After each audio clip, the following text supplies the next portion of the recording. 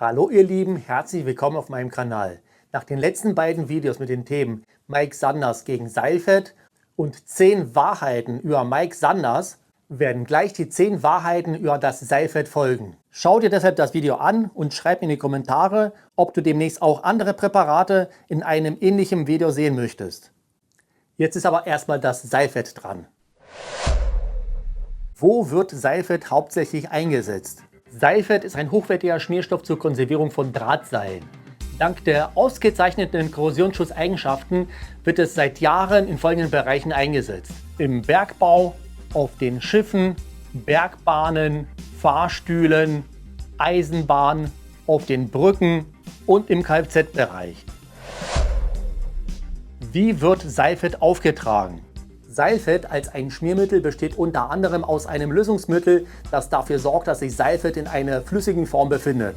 Dadurch ist das Sprühen mit einer Pistole möglich, genauso wie das Auftragen mit einem Pinsel. Wie ist die Kriechfähigkeit vom Seifert? Dank des Lösungsmittels besitzt Seifert in der Anfangsphase nach dem Auftragen relativ gute Kriechfähigkeit, die mit der Zeit nach seinem Verdunsten schnell nachlässt. Dieser Effekt ist sehr stark von der Umgebungstemperatur abhängig. Je wärmer es ist, umso schneller kann das Lösungsmittel verdunsten. Infolgedessen nimmt auch die Kriechfähigkeit ab. Trotzdem wird das Seifert nie richtig hart, es bleibt weich und nimmt sehr gerne Staub und Dreck auf.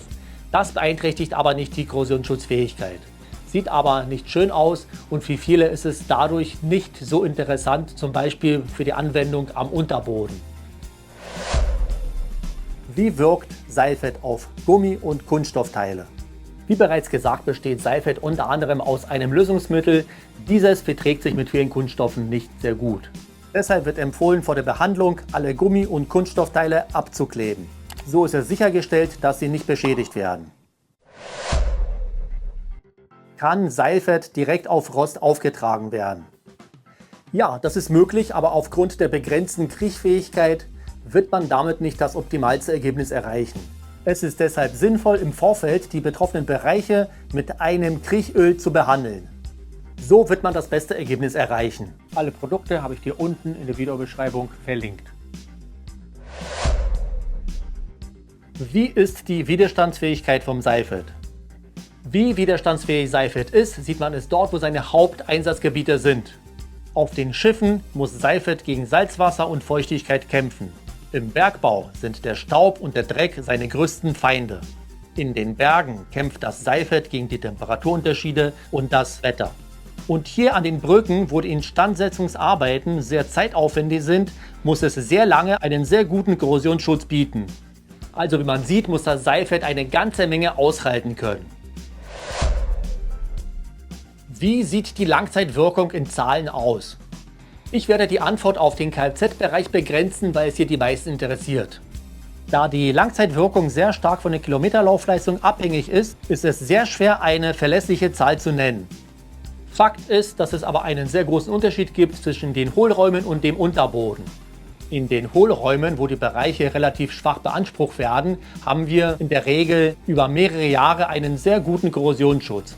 Am Unterboden sieht es aber etwas anders aus. Hier hat der Bereich einen regelmäßigen Kontakt mit Wasser.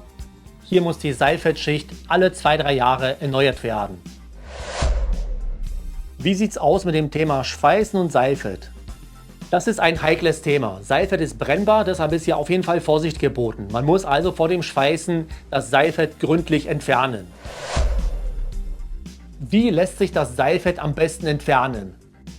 Ja, das ist gar nicht so einfach. Die beste Option ist natürlich das Trockeneisstrahlen, aber in dem Hobbybereich ist es schon ein bisschen schwierig umzusetzen. Deshalb sind dort mechanische Optionen auf jeden Fall vorteilhafter. Deshalb die einfache Methode mit einem Kunststoffspachtel, die Schicht versuchen zu entfernen, anschließend den Rest mit Silikonentferner oder Bremsenreiniger behandeln. So wird man auch zu einem relativ guten Ergebnis kommen. Du kannst mir gerne deine Erfahrungen in die Kommentare schreiben. Ist Seifert gefährlich? Das Seifert gehört nicht zu den Gefahrstoffen, deshalb gibt es hier keine besonderen Vorgaben. Aufgrund der Verschmutzung und der Geruchsbelästigung wird empfohlen, dass man lange Kleidung, feste Handschuhe und einen Mundschutz trägt. Ansonsten ist es unbedenklich. Ja, das waren jetzt ein paar kurze, wichtige Informationen zum Thema Seifert. Wenn du das Thema ergänzen möchtest, dann schreib das gerne in die Kommentare. Ansonsten, wenn dir das Video gefallen hat, dann werde ich mich freuen, wenn ich von dir den Daumen hoch bekomme. In diesem Sinne, bis zum nächsten Mal.